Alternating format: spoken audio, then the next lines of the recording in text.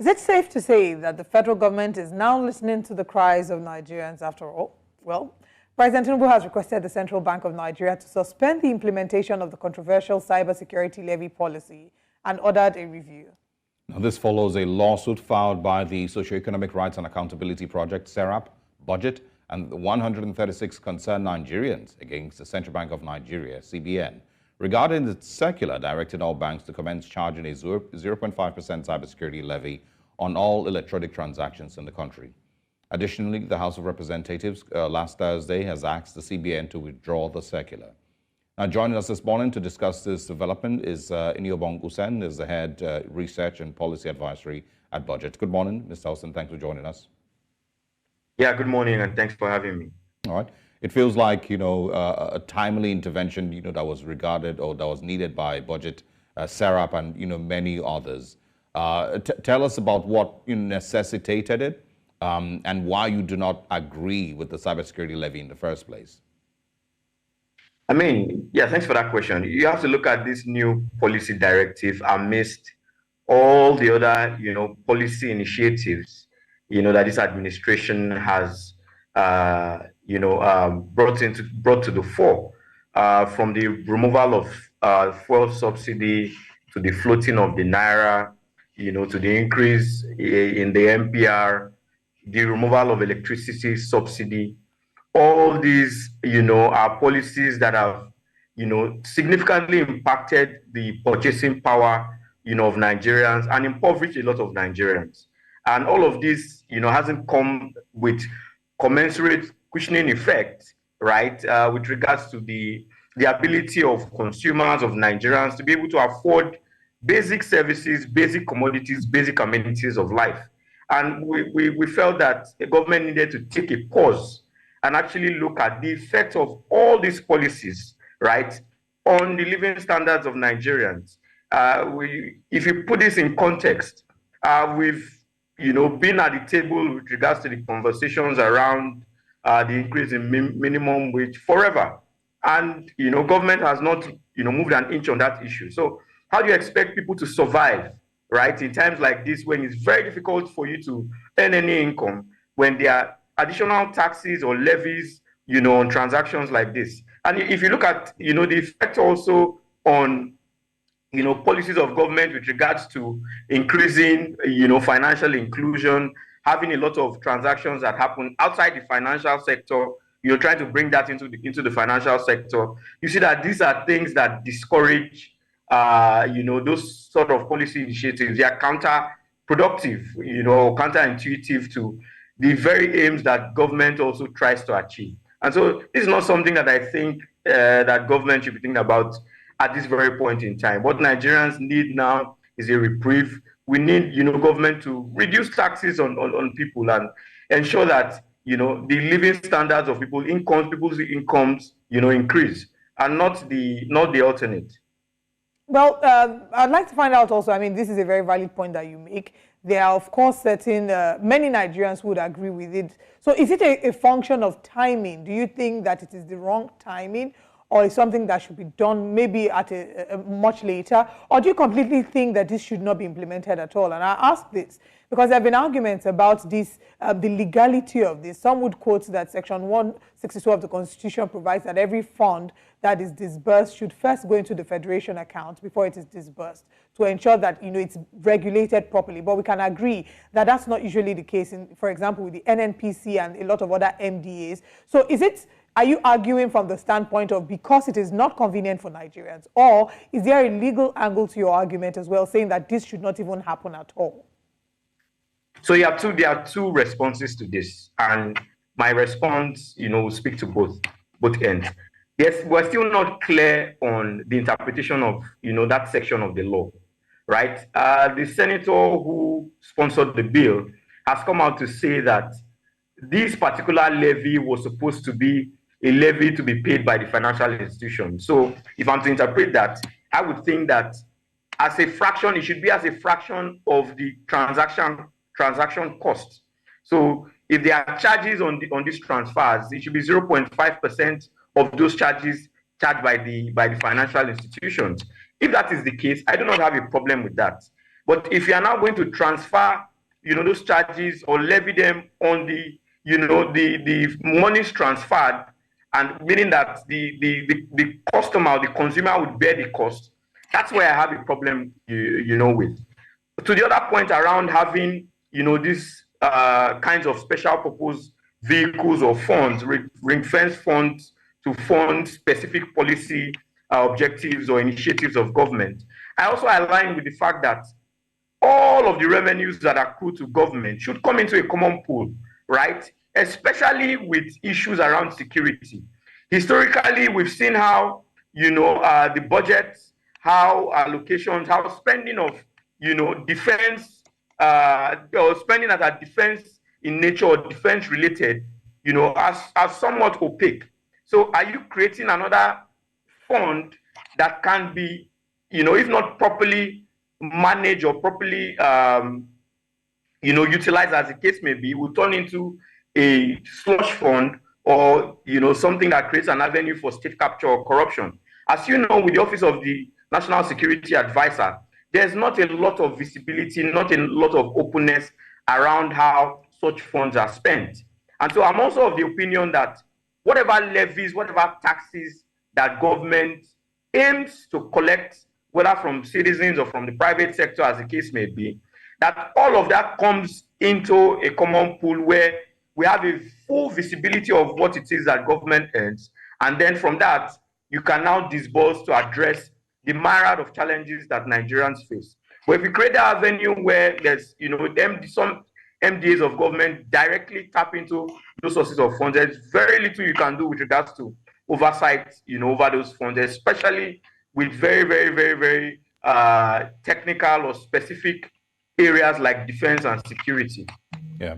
I mean, I'm sure I've also read a few people say, SERAP is always quick to sue, budget is always quick to sue, and of course, with the argument that if the government doesn't, look for these little bits and pieces of policies here and there that they can raise money, then the country can't move forward. So what would your response be to that? That the current administration somehow, just needs to make money to keep the country going. And if it doesn't, create these new types of taxation, then, government can't function.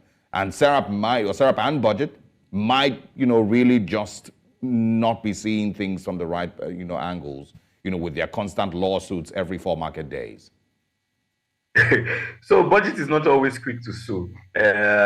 We do the KFM analysis. We don't take to court. We just support some of these statements with facts. But that being said, you cannot have conversations on public financial management and it's just one-sided. Every time you think about reforms, you are just thinking about the revenue side of things, what comes in. How about expenditure efficiency? How about the cost of governance? So anytime there are conversations around how government can raise revenue, I ask myself the question, are we raising more revenue? Are we creating a fiscal space for development, or are we creating a fiscal space for state capture? Because if you do not address the expenditure side of things, you're just creating more revenue for people to steal. And that's why a lot of our emphasis, right, usually lies on how efficient or effective, government is with spending. What are the things that government is prioritizing, with regards to how it intends to raise, take people out of poverty? How does government go about procurement in a way that citizens get value for money? That is what is of utmost interest to me, because that is what affects the lives of lives and citizens of the lives of the ordinary Nigerians, as the case may be. You cannot tax people that are dying, right? If you've not been able to create an enabling environment for businesses to thrive, if you've not been able to provide, basic amenities, if you've not been able to improve your, human capital development fundamentals, that allow people get quality education, get quality healthcare, right? Involve themselves in, valuable work that they will get returns and then pay taxes to government. There's no way your revenue is going to come. So there are certain things that you need to fix so that you are not just creating a pool for people to steal or fleece at the end of the day.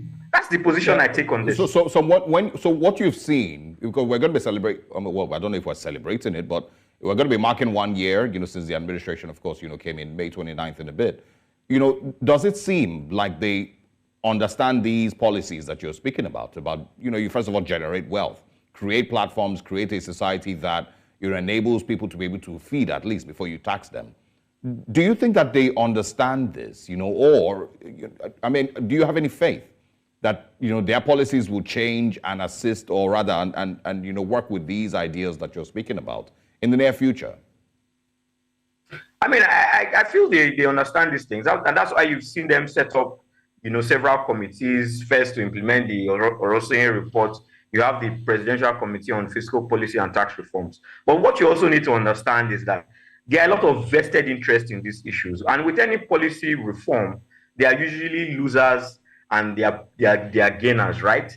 And the people who would lose out would resist, would fight, everything within their powers to ensure that the status quo remains. And I think that that's what this, administration has been grappling with. But at some point, you would need to, take the very, very hard decisions, regardless of whose ox is God, whether they are your allies, right? Whether they are people who, put the machinery in place to put you in power. But the truth is we need to cleanse the system. There's no way we would move forward if we do not cleanse the system. We cannot continue to do the same things we've been doing over the last couple of decades and expect a different result. All right. Now that around it. All right. We've of course seen several people share their displeasure about the CBN, the Cybersecurity Levy. The House of Representatives also was one of the bodies that had criticized that and asked the CBN to withdraw the initial circular that was asking that the Cybersecurity Levy implementation starts off immediately. And they're saying that the reason they're asking that this be withdrawn is because that circular was ambiguous and they would need something that has a much clearer explanation. Now, whilst the president cannot order the CBN, but he has asked that it be suspended for now. He's also asked for a review. What do you think that review will look like? Do you think that this, would lead to this completely being shut down and the cybersecurity levy? Maybe then there would not have to be a review of a review by the National Assembly, and the CBN will then totally have to seize this. And seeing as the suit, there's an ongoing suit. I know you cannot speak for Serap, but is it time to maybe pause on the suit? I mean, I would like to take this, a bit differently. So this has been my problem, right, with not just this administration, previous administration, right? Macroeconomic policy have two main domains, the fiscal side and the monetary side. And there has always been this clamor for synergy between fiscal policy and monetary policy. Whatever monetary policy instruments that you put in place, there are fiscal implications. There's impact on businesses, impact on the lives of Nigerians, right? And from what I've heard on the fiscal side of things, I see that there's also a lot of resistance. There's not a lot of support on the fiscal side of things for the implementation of this levy. And I've seen this with, issues around the NPR as well. That's why it's very important that before you carry out any sweeping or implement any sweeping policy as this, that has great impact on the purchasing power of Nigerians, right, that has an ability to impact poverty levels, you need to do the impact assessment. To what extent is this going to affect Nigerians, especially if you situate it within all other biting policies of government that are currently in place? You cannot just unilaterally implement certain policy initiatives of government without properly calculating or measuring the overall impact on the lives of Nigerians. And so I think it's a good thing that government has paused and gone back to do their analysis in-house. But I think these are things that should happen before this policy is even announced or implemented. And one thing that government needs to know is you need to give also a time lag, adequate time lag for policy implementation, so that people are ready. There's proper sensitization. There's even consultation on these things. Minimum 90 days. you would have consulted widely, and at the point when you're announcing, people have a fair idea of how it's going to impact them, right? And there's no confusion all over the place. You have people in government who support, people outside government, right, who don't support, or people even within government who don't support.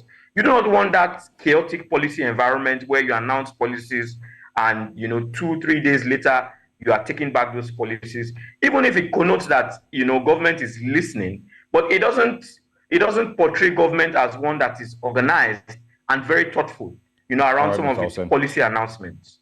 Yeah, I mean, it just feels like, a repeat, from the last couple of years, we've pretty much had the same, reoccurrence of the same policy, propositions that they eventually take back after a little bit of, outcry. But none of it just really seems like we're moving in the right direction. It feels like trial and error governance.